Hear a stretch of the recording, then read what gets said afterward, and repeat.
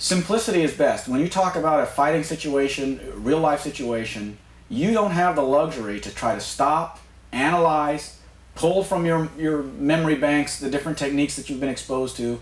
Everything I had done previous to that, all the karate training I had done, was pretty useless against this kind of a technique. There's no more powerful kick anywhere in the martial arts than this particular Thai kick. And the techniques and the training system, the training regimen is obviously superior to anything I've ever done. I can take somebody off the street, no prior training, and in a matter of a couple, 3 weeks, they'll be confident enough and confident enough to defend themselves in the street.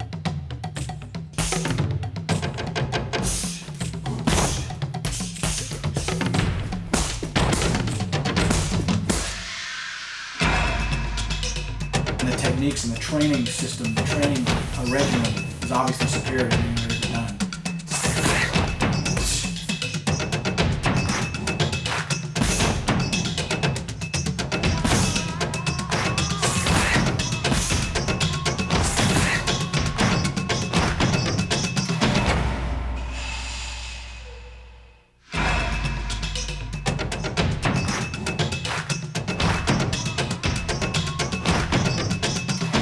I'd like to talk a little more about the jab.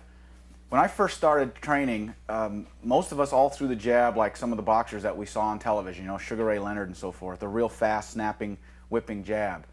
And I had the opportunity to train with an old boxer. This guy had fought in the 30s and the 40s.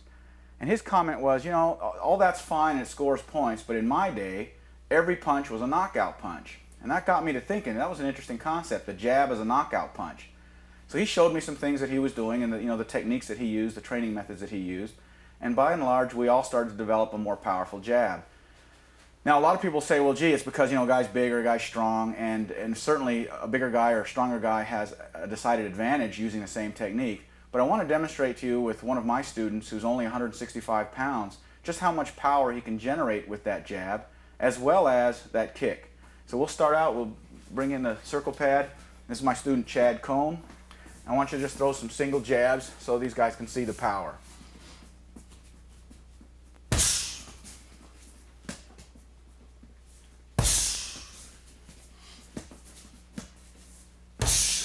You notice he penetrates, he moves with his body, he gains distance, and then he snaps the jab as well and penetrates the target. And he's not punching to the target, he's punching through the target.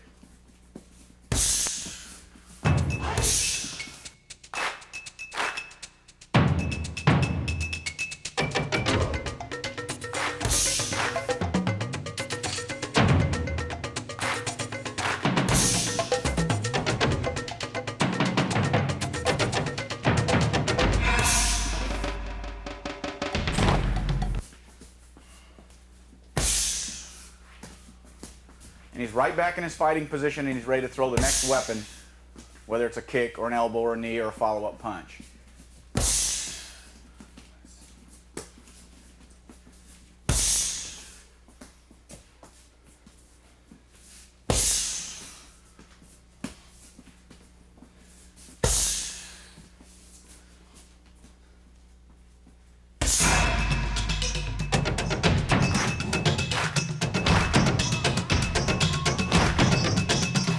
Is the same thing. It doesn't matter if a guy weighs 135 pounds or 165 pounds or 255 pounds. The point is, using the proper technique, using your entire body weight and the rotation of your body when you deliver this technique, you're going to generate an incredible amount of power. And even somebody, you know, of the lighter weight, 160 pounds or 140 pounds, is going to be able to generate enough power that there's virtually nobody that can stand there and allow that kick to land on their leg. So then the issue becomes, how do we land that technique? And this is what we've been talking about, setting it up, using the transitions, forcing the other person into a transition, using the distance correctly, using the right combinations to do that. So now I want to just demonstrate, again, using Chad, 165 pounds, 17 years old, and just give you an idea of the kind of power that he can generate with that kick.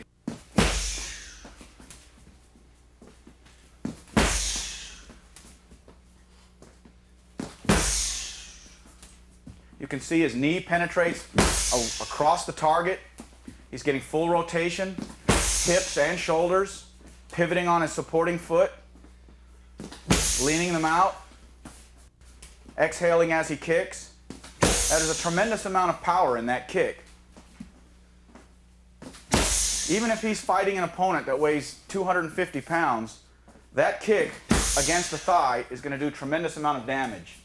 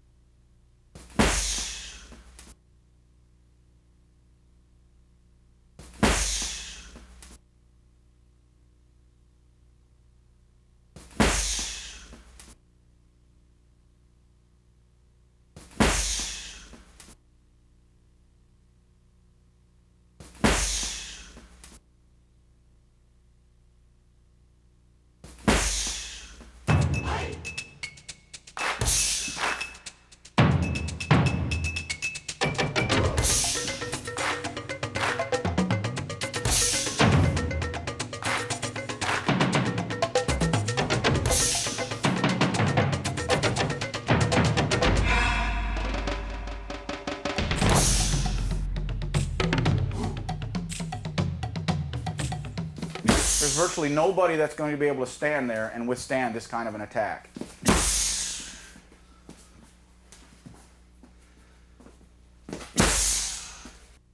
In my line of work, which I've worked with psychiatric security for the last 15 years, I have the unique position to basically field test things on a daily basis. Every day that I go to work is a potential for me not to come home at night. So I look at every day that way, and when we train that way. Every day, every technique that we try to use is one that we hopefully will only have to use the one technique or the one time. And every day that I go to work, like I said, is a potential that I might not be at home. So the awareness and the distance and the things that Mike has taught me through the last 5 years, that's potentially saved my life. I feel like you can't put a value on this system, because for me, the ultimate goal is to survive, and that's what it's enabled me to do. The issue is not, can we develop enough power? Because the answer to that is an absolute yes. Anybody can do it. I don't care what your weight is. I don't care how big or strong or weak you are. If you do this correctly, use the technique as I've shown it, full rotation, the pivot, the knee across the target, leaning them out, chin down, shoulders up so that you're protected while you deliver it, then the issue of power is settled. So then the issue is, let's learn how to develop that power so that we can deliver it on target. Let's learn the techniques, let's learn the concepts and the strategies and the tactics, delivering that power on target. And again, the easiest target, the most vulnerable target, is that thigh.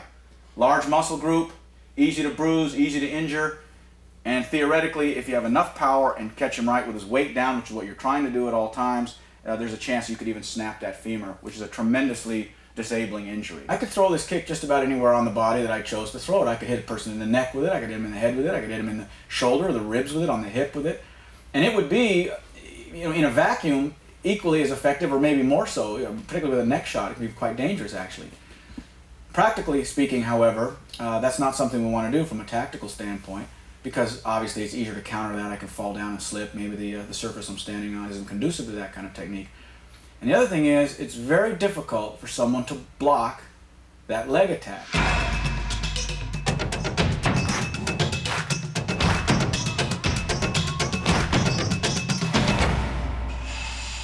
Now, before we go into the punching and kicking combinations, some of the more simple and effective ones, we're going to talk a little bit about the punches themselves and show you some of the drills and the techniques themselves, the mechanics of the punches.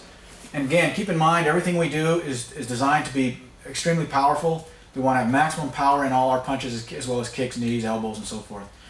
We don't use a flipping, stinging jab like some of the boxers use, and the only thing they're interested in with that is to score points, and that makes sense given the set of rules and so forth that they're dealing with. We're talking about real street situation, and we don't have the luxury to throw fakes and set them up with things that aren't going to potentially score a knockout or do severe damage. So even the jab is considered by us to be a knockout weapon. And let me show you how this works. The stance is the same, just like we talked about with the kick, okay? Everything comes out of the same fighting stance. There's no change. And what I'm doing now is I'm going to be stepping forward and I'm going to be thrusting my body forward. Again, I'm hitting him with my body, not with my fist. I'm going to extend out, jab, and back. Here's what I'm looking for. Look where my shoulders are, my chin. The jab goes straight out. You see the position now? Look at my chin. I'm here, out, I'm covered, chin's down, you're looking at the forehead, and back. Okay, this is the position. I'm not doing it in a static position. I'm doing this, I'm stepping. You see, it's a step and a push. A step and a push. The idea again is, if I'm going to throw the punch, I may get it in. If I get it in, I want to get it in with maximum power. It doesn't do any good to do this. All right, that's nothing. This doesn't threaten him. This doesn't force him to react in any kind of way. I'm trying to transition him. Again, I want to force him into a transition. The easiest way to do that is make him deal with something. The best thing to make him deal with is a lot of power. If he doesn't deal with it, I might very well knock him down or out with this punch. Again, I'm forward, push, step and push. At the same time, I piston that arm out and back. Okay? All power comes from the feet. All power comes from the ground. Doesn't matter what the sport is. All the power comes from the legs and up. Here, push. Exhale and back. Exhale and back. And back. You see that? Now look what I've done. The position starts here. It's a neutral position. He's standing there, I'm standing here. Once I initiate this attack, I don't want to go here and here because I haven't gained anything. All he has to do is block the punch. We're back to square one. I'm going to do this here, and now look where I'm at. I've gained real estate. I've maintained distance. I've made him move. I've made him transition. That's what's key. Now look how he's holding the pad. This is very important too for the training drill. The left jab is always going to be thrown in this training environment with the circle pad on his left shoulder. Okay? The reason is if he puts it here and I throw the jab, it has a tendency to curve this way. We might hurt the holder, might injure our training partner. So just by convention, this is always going to be the left jab. And this will become more important here in a little bit when I show you some of the drills that we do with this. So again, the jab, out and back. Okay? Notice where the right hand stays. There's none of this. Okay? Nothing like this.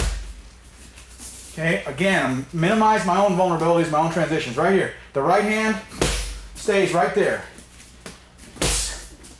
I'm always in position to counter or, more importantly, to cover. Do a few more times. The jab.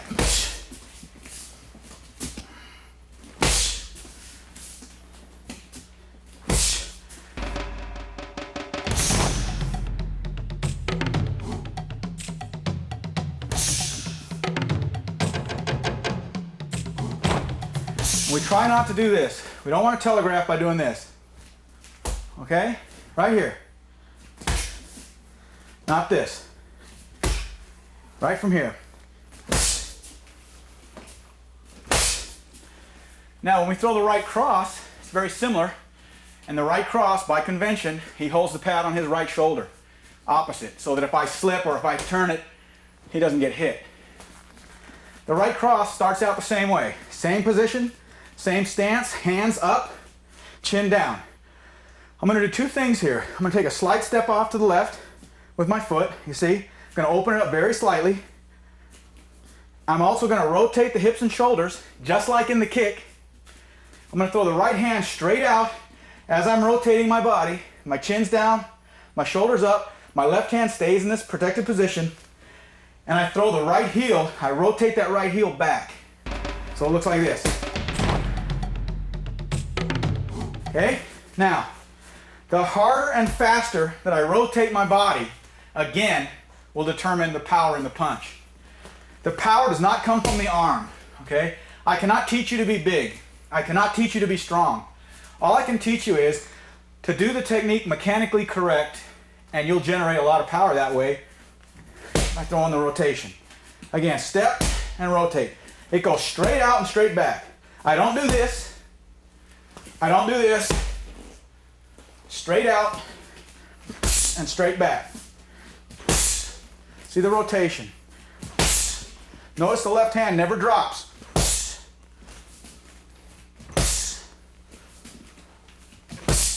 Okay?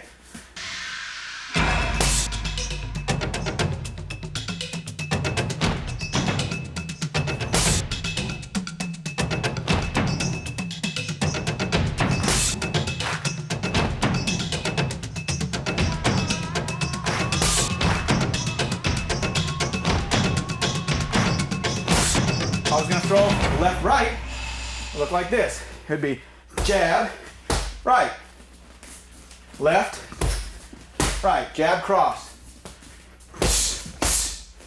Back to the safe position.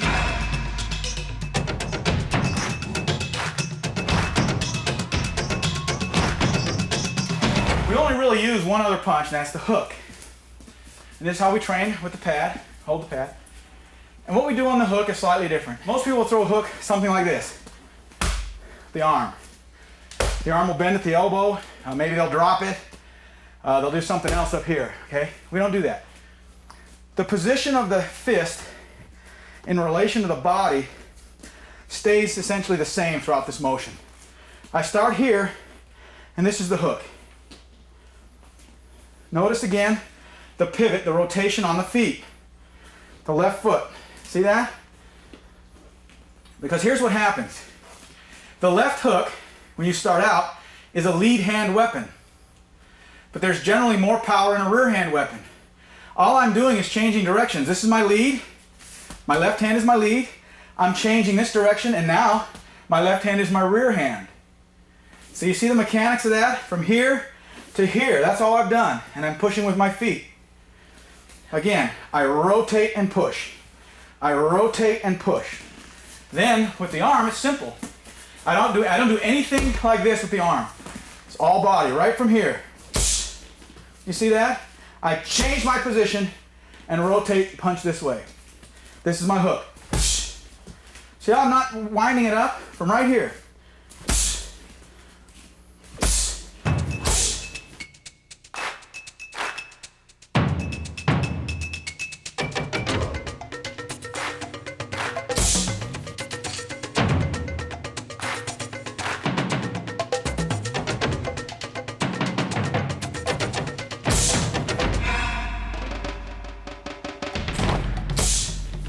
Now, a very common training mistake that people will make when they're doing the hook at first will be something like this. They'll let that right leg, that right foot, sort of drag in sort of a counter move to the arm, okay? It seems that when you're first learning this punch, most people feel that that's a little easier for them, but it's wrong. You lose power. If I'm punching this direction and my lower body's going this direction, you don't have to be a physicist to see that, something's not quite right, something's going to give. Everything has to be going the same direction, just like with the kick. So again, right here. All in that rotation and pivot. That's where all the power is. All power comes from the legs, from the feet. You see? Now, we use the round pad much in the same way that we use the tie pads, only obviously for the hands. What I mean by that is this. You can start out in a reaction drill. I'm moving like I'm fighting, and he's going to hold it down here in the center somewhere, and that's going to be the neutral position. I don't punch when it's there. When he wants me to throw a punch, he puts it up into whatever position he wants me to use. In that case, it's a right hand. Okay? In this case, it's a left jab. In this case, it's a left hook. Now, I can go on and on and on forever this way because he can throw whatever combinations he wants me to throw. He might throw jab, cross, hook. He might throw another combination. He might throw right cross, left hook. Here, here, you see? He might throw left hook, right cross. Hook, cross. So you start to develop some fluidity in the way you put your combinations together. And again, everything is with maximum power. A lot of guys train with focus mitts. And focus mitts are fine, but they develop just that, focus. They make your weapons perhaps more fast and perhaps more accurate. But they don't really do a lot for developing power. They used to always say, well, speed kills. No, speed doesn't kill, power kills. Power is the only thing that's important here. If you can be as fast as you want, but if you can't land your weapons with power, you're not going to accomplish much. We want to do just the opposite. Now, again, there are limits to this. We don't want somebody who's just so laboriously slow that they never land their weapon, because that's no good either. But a reasonable amount of speed with much more power is more important to me than a lot of speed with less power. This will develop power in your punches, just like the tie pads will in the kicks. Before this, I didn't really have a lot of self-esteem. I didn't feel like I was a real fighter, put it that way. I didn't feel like I could just go up and start tangling with people and be able to win. I would shy away from any type of altercation like that. Go to a bar, and somebody would get in your face, I'd shy away and go the other way. And where now, it's a big difference. I feel like my confidence level is a lot higher. I'm a lot more aware of what's going on because of my confidence level. I don't walk around with my head hanging down. I'm real aware of what's going on, which Mike teaches. So you've seen now some of the combination that we can do. And again, he's going to be moving around when we do this training, so it's like we're really fighting. And he'll put that up. Boom. He'll give me a combination. And we could go on 3, 4, 5 shot combinations. We could just keep going. You see, we could go on and on and on. Train that way with your punches, and I'll show you now why it'll be important. But before we do that, I'm going to show you one more thing about punching. Most people, we sort of grow up thinking, we all think we're fighters when we grow up, for some reason. And almost everybody says, I'm going to punch him in the mouth. I'm going to punch him in the nose. I'm going to punch him in the jaw. Okay, wrong. First of all, and again, we're talking about two different things here, training for the ring or training for the street. In terms of training for the street, you never, ever, ever want to ball up your fist and hit somebody on the head with a closed fist. That's the surest way to injure your hand, break a finger. Again, you have the same problem in your hands that we have in our feet. Lots of small little bones, the carpals, the metacarpals, and so forth. They're very small, right? They're very delicate. You hit somebody on the top of the head with a closed fist, there's very good likelihood that you're going to break your hand, you'll be out of action. You don't want that. The other thing is, and this is more applicable to a ring situation too, if I'm punching to, let's say, the nose or the mouth or whatever, which is bad, you don't want to get cut and get infection and so forth as well. But let's say I'm punching for the center of the face. At that point, it only takes a very small movement to evade the punch. Let me show you. If he throws a jab right here, he's going to hit me right here. You see? All I have to do is move that much. Show it from over here. He's throwing it straight here. Throw it straight here. He's throwing it straight here. All I have to do is move that much. 4 or 5 inches. See? I don't have to block it. It's just a little bit of a movement. And every boxer in the world learns how to do that. That's why punching to the nose or the center of the face is a bad thing to do. Here's what you should do instead. And not a lot of people teach this. All of my punches are going to go right to the throat or neck. For 2 reasons. First of all, it's much more difficult to get away from that by bobbing and weaving than it is if somebody's punching up here. And second of all, the neck shot is a much more certain knockout than just about any other shot. It doesn't take very much power at all. You'd be surprised. I mean, I've had people go down, when I hit them on the neck with something that looked like almost no power whatsoever, and they go right down like a sack of rocks. So we're going to throw all of our punches right across here. Whether they're straight or whether they're to the side, everything's going to go here. And again, we're not going to close our fist in the street and punch anybody. We're going to do everything with an open hand. Even the training with the pads, and we'll show you that in a minute too, we'll do with open hands. So keep that in mind as well.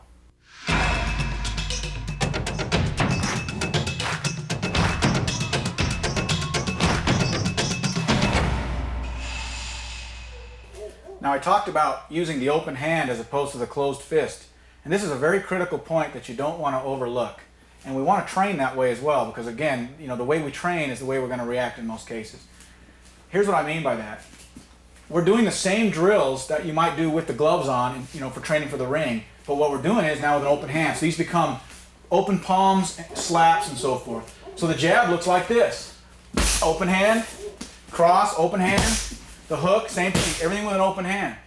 You can generate tremendous power that way. You can do a lot of damage with that, but more importantly, you're not going to hurt your hands. Okay, that's a real consideration when fighting in the street. A broken hand does you zero good. So again, we're going to move around now. Watch. I'm going to make him react.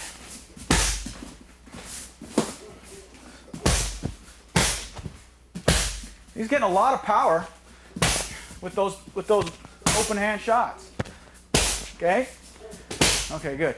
So now you can see kind of some of the way to train with that. And keep that in mind. If you're fighting for the ring, if you're training for the ring, the closed hand is fine. But again, everything has to go right across here. Harder for that guy to slip and move and bob and weave. For the street, though, if your emphasis is protecting yourself in the parking lot, always hit with an open hand. Now, let's show how we put some of this stuff together. You know, we talked a lot earlier about making the guy transition. We talked about using this big baseball bat of a kick.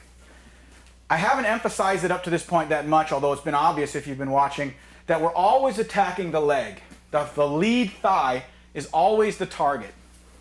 You say, well, gee, Mike, you're talking about this baseball bat. Why not just hit him on the head with that baseball bat and be done with him? Well, yeah, if you had a baseball bat, in actuality, that'd probably be better. But here's the thing. The lead leg, is a very easy target to hit. It's a very difficult target to defend against if you haven't trained to defend against it. And more importantly, that large muscle group that makes up the thigh there is extremely vulnerable. And if you've ever had a Charlie horse, you know what that feels like. Now imagine a spectrum somewhere between a Charlie horse at the low end and a broken femur, or at the leg bone, at the top end. And that somewhere in there is what's going to happen when you kick this guy in the leg with this powerful kick. It's going to be extremely painful. In most cases, they're going to fall to the ground or take a step back because they're not going to want to engage you anymore at that point. In some cases, they'll actually spin around. I've seen this happen very often with a kick to the leg. You kick and they turn slightly this way. Particularly advantageous if you're any kind of a grappler and you go right into a choke at this point. You can take him down, but in any case, you're pretty protected. Another thing that's going to happen if you kick him hard enough is you're going to kick the lead leg into the rear leg and they're going to actually fall down. They'll actually go this way and actually go to the ground. Okay? So it's a very effective shot in terms of the amount of pain and the amount of potential damage that you can put on that person's leg. The other thing is, think about it tactically. I'm in the street somewhere. I'm in a parking lot. I'm in a bar. I might have hard-soled shoes on. I might be on a real slick surface. I might have jeans that are somewhat restrictive. There might be a million reasons why I'm not able to lift my leg up and kick him any higher than the thigh, which is a good thing. Tactically, it makes more sense, much smarter to kick him on the leg. And then from a more practical standpoint, it really wouldn't matter where I kicked him with this kick. If I land this kick on the neck or on the head or on the shoulder or on the ribs or on the hip, it's going to do tremendous damage. If I kick him on the hip, let's say, for instance, let's say I go to the ribs. Maybe he's throwing a punch, and I'm going to kick up underneath and kick him in the ribs. Tremendous shot. But what happens if he wraps that leg up? And if he's any kind of grappler, he's going to do that. It's going to be almost instinctual if this guy gets sucked into his ribs to grab that kick. When he does that, I'm up here like this, and he grabs it. I've got nowhere to go but down. I've got almost no recourse. On the other hand, if I kick him to the thigh and he reaches down for some reason to grab it, now look where he's standing. You have to consider the mechanics of the body. The strength in the back is when it's standing upright, right? When we tell people they're going to lift a weight, we always tell them to lift with the legs, not with the back. The back is a very weak link. If he's standing up straight and has a hold of my leg, there's no way I'm going to be able to muscle him, to get out of that. He's in a strong position. All he has to do now is a little bit of a lift and a turn, and I'm on the ground. If I kick him here and he grabs it, his back is bent over. He's got very little strength there. At this point, it's real simple for me. Just hang on to the leg. It's real simple for me just to step down, and he'll follow me to the ground with it. Now look the position he's in. Okay, very weak position. So there's another practical reason why the lead thigh, is the best target. Easiest place to attack. Most people don't know how or are not prepared to defend it. Extreme amount of pain and potentially major injury, particularly if you break that leg. And should this guy counter that kick by grabbing it or some other method, you're in a really good tactical position, superior position in most cases, to then be able to go to your next step and defend yourself further. That's why we attack the lead leg and nowhere else on the body. Okay? So now let's talk about how we're going to put all that together. Okay, we've got the powerful kick. We understand this concept of vulnerability in transition, minimizing our own, maximizing that of our opponent. We understand why attacking the lead leg makes sense. We also understand how easy it is to defend against that kick. So how now do we throw the kick without somebody defending against us and countering the kick? And here's the two simplest ways to do it that are absolutely effective and almost impossible to defend against unless you are really, really on top of the game and have seen this before. And here it is. It's simple. The first one is I'm going to jab. And when I jab, you see what I'm trying to do there? You notice where my hand ends up. Okay, now consider my hand somewhere in the front of his face or chin as I do that. This is what's going to happen.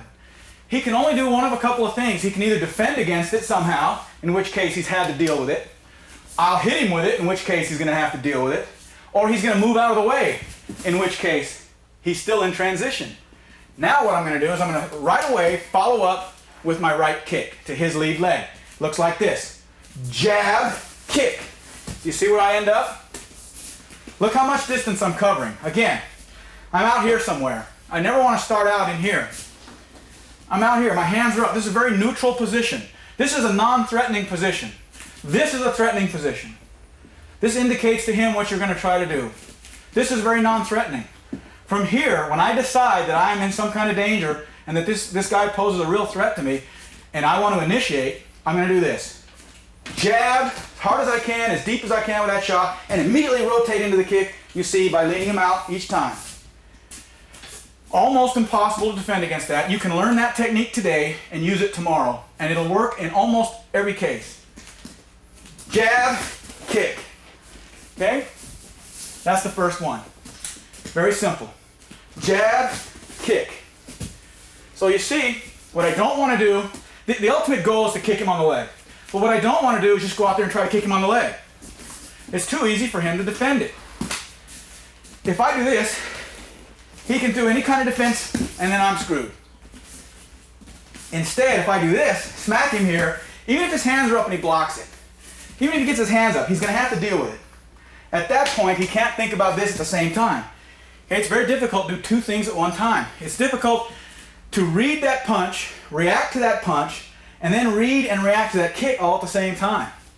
It's virtually impossible to do. That's why bang, bang is virtually impossible to defend. Now the next corollary to that would be the same idea, but now throwing the right hand. I'm going to throw the right cross, same way, and look what that's going to do to my shoulders. Okay, where have we seen this position before? Well, right as we're throwing the kick. So now it's here, you see? It's a little quicker because I don't have to make that extra shuffle move to get my feet under me again. I simply cross, kick. It's almost a simultaneous move. But I'm really trying to knock him out with these hands. Now keep that in mind too. Same position, fighting position. I'm going to go hit, kick. You see that? He has to either bring his hands up or he risks getting knocked out. But in any case, he's going to transition. And when he does, I've got him.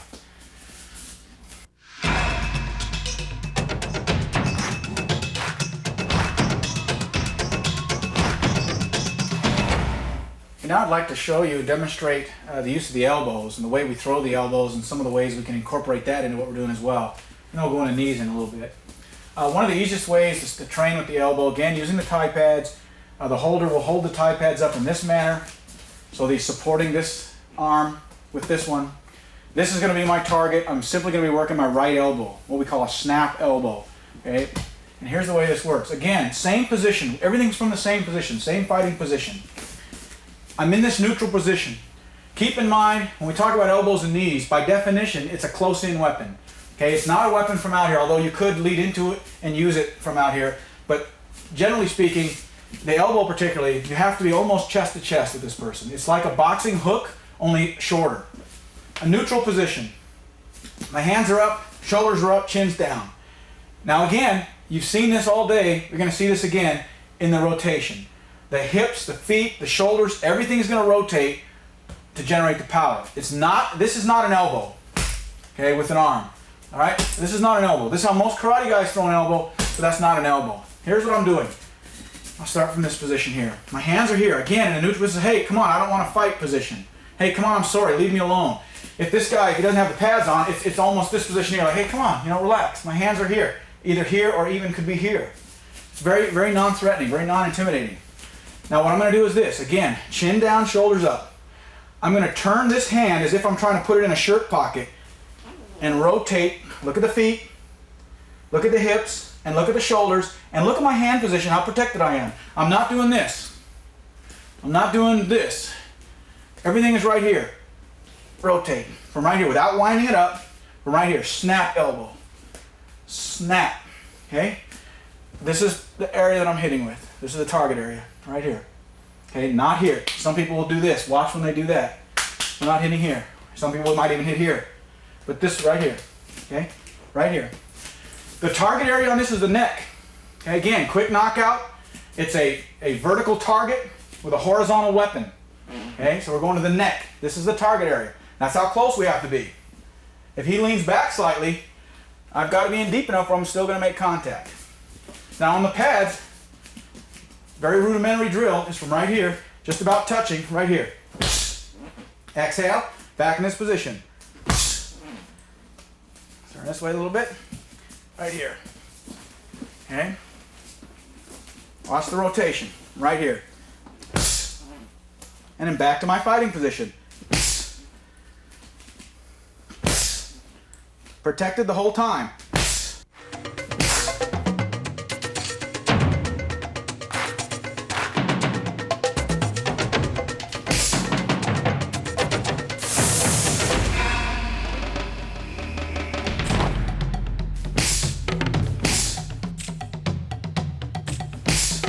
So two things are happening, or three things really. I'm going to stand over here for a minute. I'm bringing my hand to my chest. At the same time, I'm rotating my body. You see? This is the motion. This is the large motion, is this. Okay, but you see the elbow maintains a constant velocity in this curve here, or pretty near one. But what I'm doing is this. Now do you see the change in velocity? And I'm affecting that by driving my hand to my chest as I rotate my body. Okay, to over-exaggerate it, looks like this. Okay? So what happens is, in that last 4 or 5 inches of this arc that my elbow's going through, it accelerates dramatically. So there's that added whip effect of that rotation. Now I do something slightly different on this, in that not only do I do those two things, not only am I rotating with my hips, pushing with my feet, and driving my shoulders, but do one small subtlety that most folks don't do. And that is I punch out with my shoulder. So as I rotate through, I punch with my shoulder towards the opponent. I'm doing this with the shoulder. Again, adds that much more power and penetration. If I just stand here and do this, and he moves just slightly, I miss. See? So not only is the elbow traveling in this sort of a path, but at the same time it's traveling in this sort of a path. So it's not really a circular arc, it's more elliptical. Fancy word for oval. Here we go. You see that? Again, I'm trying to force myself into that distance, into that room. There you go. Okay? Again, close-in weapon. Now, the other side, okay, it's very similar. Obviously, it's a lead hand weapon. It's not going to have quite the power, but the technique is the same. And you can develop quite a bit of power, but generally speaking, it's not as powerful as a rear hand. And it's from right here, again. Close in and right here. Snap elbow.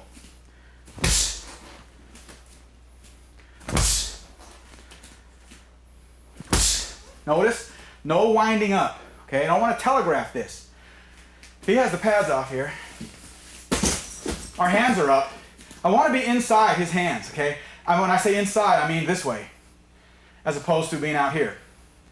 I'm inside his hands, right here. See? Here.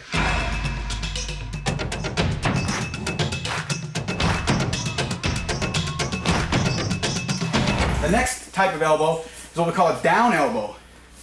The down elbow has a lot more power, and it's a more penetrating shot, but it's more limited as to when and where we can use that. And essentially it's this. When I've got somebody who's made a critical mistake and he's really stretched out, maybe he's thrown a punch and now he's completely out of position, I can parry that punch, and at the same time I wind this elbow up and then throw the elbow at a down angle. And here's what it looks like from here. I actually lead with this arm, turn my back so that I'm winding this up, and then drive it down. And that's an over-exaggeration, but keep in mind that's what's happening. From here to here, down. Again, This is the striking point. So here, again, the target would be right here. Clavicle, side of the neck, okay, or straight down the middle to the head. Okay, it would be a good target as well. Now let me show you how that can be employed.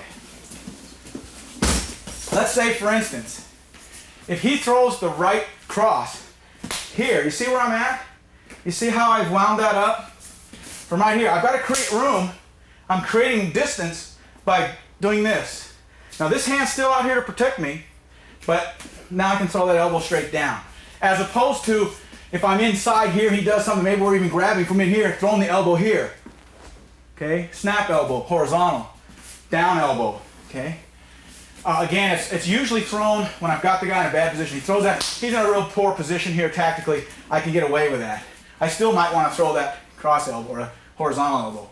It just depends. And then technically, I suppose you could, you can throw that a lot of different ways. You can throw it straight up, you can throw it at an angle, all right? But the motion is essentially the same. Now, while we're on the subject of elbows, I'll just show you a real effective and simple way to protect yourself against somebody throwing a big haymaker, and it involves all elbows, and it's this way. You see what I'm doing here? I'm not actually trying to engage this person. I'm just leaning out with that lead elbow. Let's look at it from this position here. Right to here, straight out. I'm not aiming towards his face or his head. I'm aiming straight to his shoulder. Because what I don't want to happen is this. I don't want to go here and have him turn me or able to get behind me. I'm going right to his shoulder. All I want to do is force this punch to go, instead of here, to go here. Here. Now, look where this other hand is. Look at the position of my hand here. Let's actually do it this way. Watch this. He comes towards me. Look where this hand is. Okay? Right here. Elbow as a block, elbow as a technique. The beauty of this is, if he runs at me real hard with this, he's going to run into this elbow. There's a chance I'm really going to tag him with that elbow and even get a knockout there. But I'm completely protected. So even if he's throwing a punch combination, if he's throwing two punches, you see where I'm at? I'm inside of his punches. Once I'm inside, I've got him with the elbow. Okay? There's no getting away from it for him. Here, elbow. Going to the neck.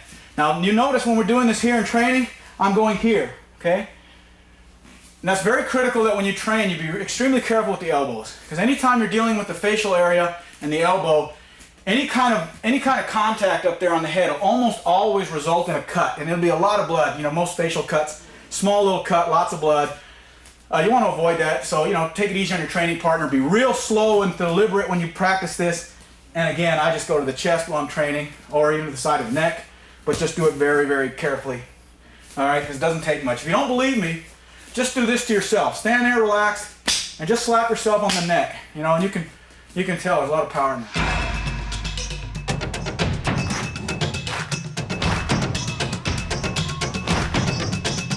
Let's talk about the knees as well. Again, another close-in weapon. And for that, we'll use the tie pads. Most of the karate guys throw a knee that goes up. All right? We want to avoid that at all costs. I'll show you why here in a little bit. The way we do this with the tie pads, the lower hand is down there, and all that's doing is to protect the groin in case I miss. The target is this one here. Okay? It's a vertical surface. I want to attack a vertical surface. I have to do it with a horizontal weapon. Okay? The idea is this. I don't want to knee up. That is not the knee. Kneeing up. The knee is going out. Okay? Up and out. Hands are up, thrusting with the hip, and letting that left leg, or in this case, travel with me. Again, here. Okay? And then back. And back. Lean him out. Okay? Close in weapon. And back. Now, one of the drills you can do with this is this. And we do this quite often. Knee, down, kick. Okay? So, knee, down, kick. Now, elbow, elbow, you see? You can go on forever. Shift, kick. You see how you can start putting these combinations together when using the pads. You could put punches in there as well. Let's do the knee again. Just the knee. Knee and back. Knee and back. Knee and back. Now look where my hands go. Okay, a lot of people do this. They'll go. They're getting more power, sure. Get a little more power, but look how vulnerable you are up here. Hands up. Out. The knee does not go up. Out. Now let me show you why. Once again, if I throw the knee and it's going up, and I hit him with it, no matter how good, he's going to grab it. Almost always. It's going to be instinct. He's going to grab it. Now when he grabs it, look at the position he's in. We talked about that earlier. He's standing up. The only place I've got to go is down. Again, if I throw the knee low and out, and he grabs it, all I have to do is step down. And now look, elbow, grapple, whatever you want to do, okay? So once again, straight out, so he can't cover. And again, the choice target is going to be the thigh. Even with the knee, I'm going to try to throw it to the thigh. Now there's another way, a couple other ways that we can throw this knee. The first one is a straight thrusting knee, more powerful. The other one is a round knee or a skipping knee. It hits with this part of the knee. Whereas before, this is the part of the knee I'm striking with. In this maneuver, this is the part of the knee I'm striking with. And it's designed mostly when I'm close up. I'm in tight. Maybe I'm grabbing, maybe we're just about to go to the ground, and I'm going to strike here. You see? Here. Right here. I could throw it from out here as an offensive weapon. Here. Here. I could technically, if he's throwing a punch, I could technically throw it to the body, I suppose. Okay? But again, here.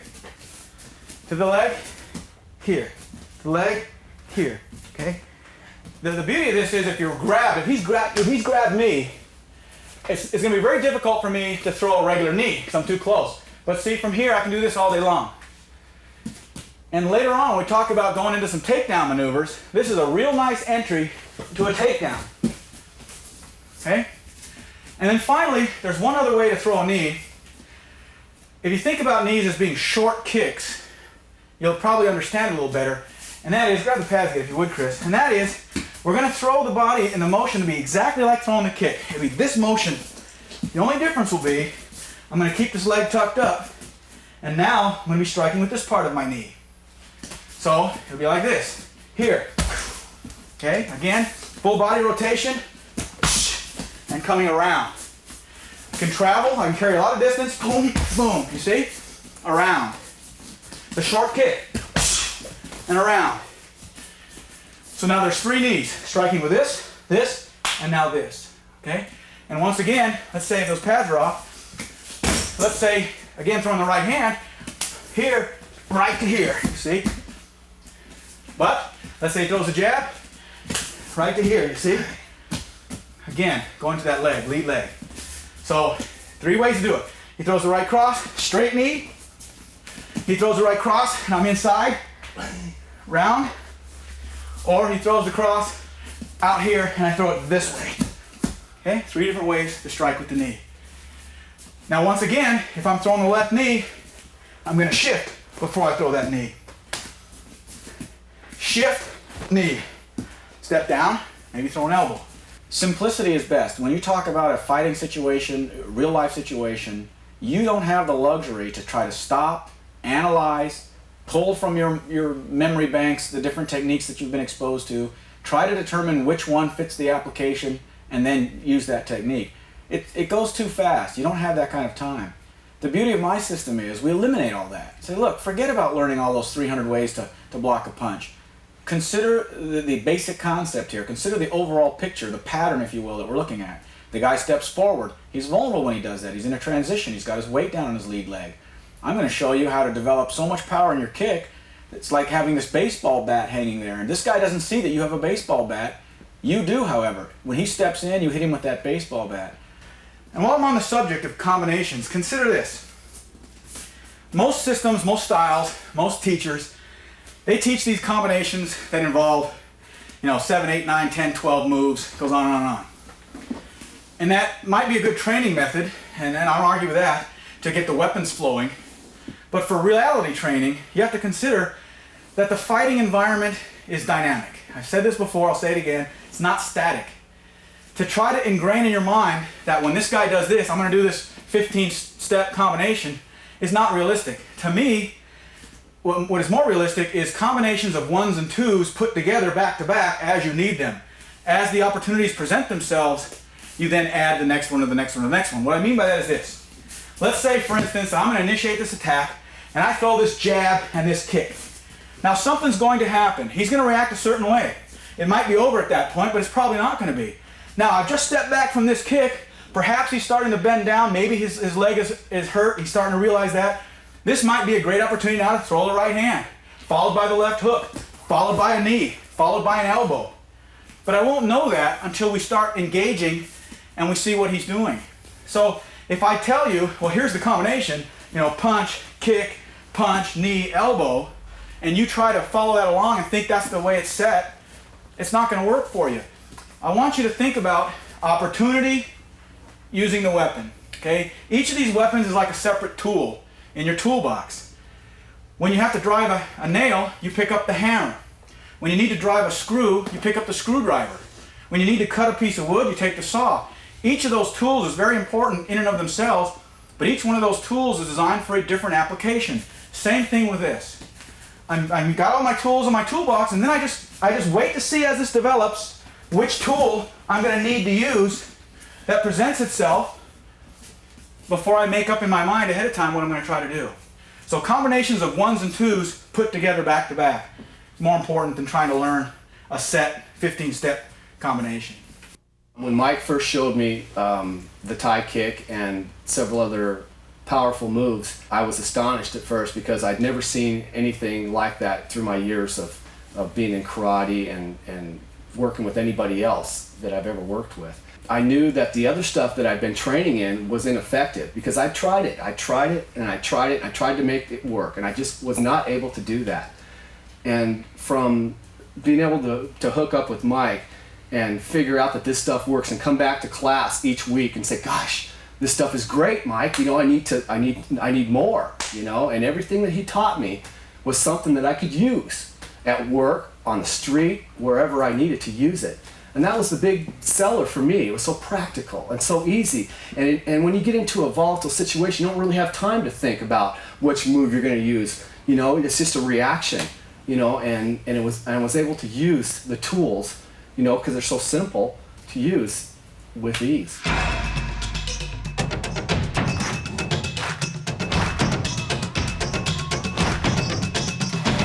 Now, let's talk about sparring a little bit. We all like to spar. That's where all the action is. It's kind of fun to do. And there's really some good things to be learned through sparring. The timing and reacting and moving back and forth with another person. But I want to emphasize to you that using these kinds of techniques, particularly this kick, you don't want to get in the habit of sparring for two reasons. One, it's going to be extremely painful if you're throwing full power kicks at each other. Obviously, the person whose skill level isn't as great as the other person is going to get hurt. You both might get hurt. But more importantly, you don't want to get into a habit of sparring or throwing the technique, the kick particularly, other than 100%. You always want to train the way you're going to fight so that hopefully you'll fight the way you train. And that is 100% power 100% of the time. The best way to train, even though it sort of doesn't sound right to most of us who have done a lot of sparring, is to not spar and instead use the tie pads. And again, the guy holding the tie pads can move around as if he's sparring with you. He can force you, he can move, he can throw kicks and even punches with the pads at you to force you to react. And it also protects that person as well. And then you develop the endurance as well as the power, always throwing full power techniques. But one of the things you can do when working with someone else, and it's not really sparring, but it's a way to start getting used to working with someone else. The very simplest way is to do what we call cut kick drills. And I break these down in just a couple of different ways. And here's what we do. One of us will be the aggressor. In this case, he'll be the bad guy, I'll be the good guy. He's throwing the kick, and we'll start with the kick. Lean out, step, throw the cut kick. Lean out, step, throw the cut kick. Now once you get to the point where you're pretty comfortable with that, and just throw the other one as well, I'll throw the cut kick with the other side. Again, leaning them out, protecting my head at all times. Once you've done that and you're fairly fluid and comfortable with that technique, then here's the way you want to do it. You want to be moving out, and he's going to throw whichever leg, and I'm not going to know which leg he's throwing until he throws it. And then I'm going to go very gently, and I'm going to throw my cut kick. Now look, I'm going slow, and I'm going very easy. I'm not throwing the kick, I'm just moving slightly. Okay? Again, Nice and gentle. It's one way to learn to throw the kick. Now when this guy's throwing the kick, he needs to be doing the kick correctly as well. He's got to have his hands up. He's got to be paying attention to the mechanics of the kick. Because this is every bit as much a drill for him as it is for me. It's just from the other side of it. So he throws a technique, I counter. You see? We'll just do some of this. Okay? And that's about as far as you want to get. Now if you do some sparring, you can spar real light, but here's what we'll want to do. We're going to be moving, sparring. I'm going to wait. I'm trying to set him up. I'm looking for that opening. And if I see him step down, like say he's going to throw a jab or something, boom, I'll tap him on the leg, cover, stay protected, boom, stay protected. But that's about as fast and as hard as you're going to want to go. And I don't want you to do this very often because I don't want you to get in the habit of going slow and easy. Okay, it's counterproductive. It's fun, but it's counterproductive.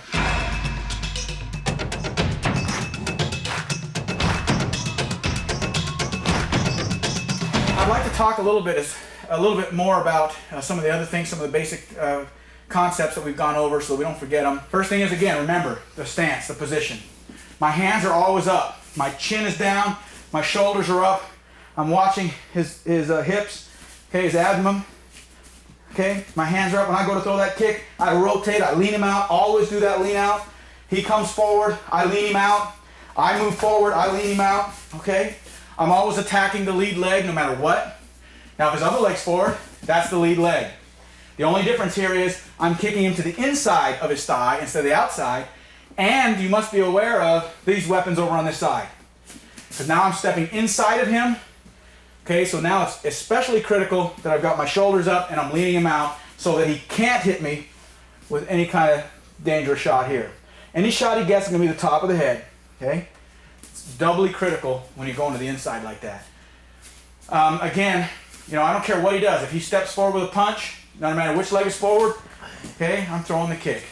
He steps forward, I'm throwing the kick. He throws a kick, doesn't matter which one it is, I'm throwing the kick, okay, against the lead leg. All right, these are very simple techniques. The concepts behind them, however, the strategies and the tactics behind them can be very, very sophisticated the more you delve into them and the more you think about them. But learn the basic mechanics of the kick, of the movement, of the punches, and then how we put them together. And then it's a very simple transition to make from that to actually employing them. It's a very simple thing to do. It doesn't take a lot of time.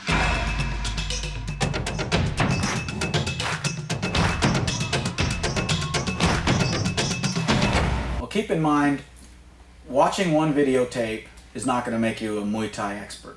It's not going to make you the greatest fighter there is.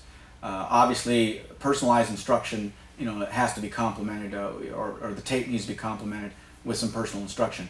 But if, let's say, your only access to training is to view this videotape and then you're on your own, perhaps with a partner, the concepts that I've shown, that I put forth in this tape, are very easy to grasp.